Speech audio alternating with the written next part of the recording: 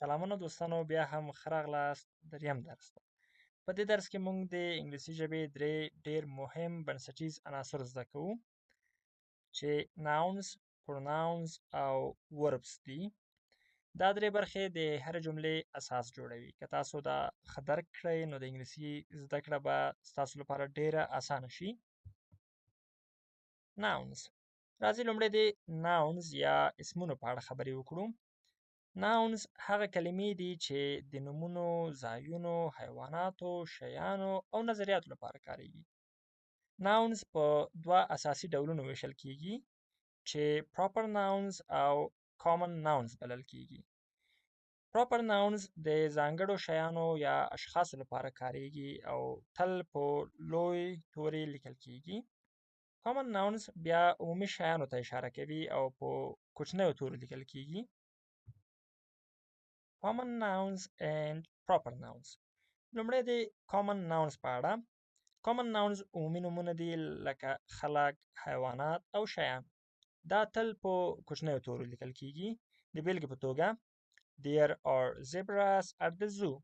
Zebras دلته یو common noun ده. یا Would you like some pasta?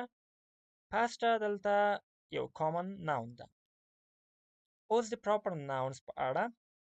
proper nouns ځانګړو نومونو ته اشاره کوي لکه د خلکو نومونه، ځانګړي ځایونه یا ځانګړي شیان.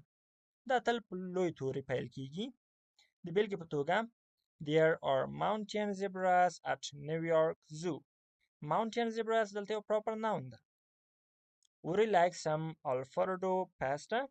Alfredo pasta دلته یو proper noun ده. proper nouns موږ سره مرسته کوي چې شیان په واضح ډول وپیژنو او توپیر یې وکړو. pronouns. اوس راځو pronouns ته. pronouns هغه کلمې دي چې د جملې په داخل کې د nouns ځای نیسي تر څو جمله ساده او لوستل یې اسانه شي.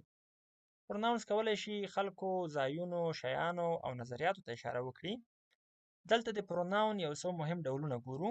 اول یې subject pronouns دي چې اووه دانې دي: I, you, he, she, it, we, they.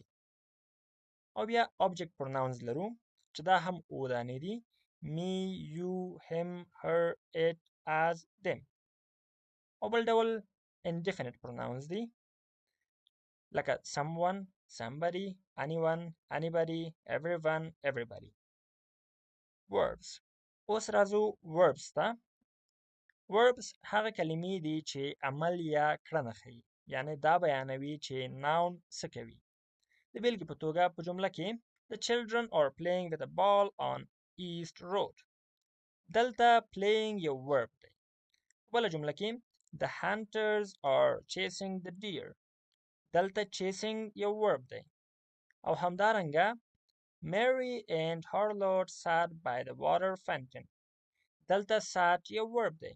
هر بشپړه جمله باید لږ تر لږه یو verb ولري. له تاسو ټولو څخه ډیره زیاته مننه چې دا درس مو تر پای واورید. په راتلونکي درسونو کې موږ به د انګلیسي نورې مهمې برخې هم په اسانه او عملي ډول زده کړو. او هیره دې نه وي چې د دې درس مطابق یو کویز هم شته دی چې تاسو کولی شئ هغه تکمیل کړئ او خپل ارزونه وکړئ.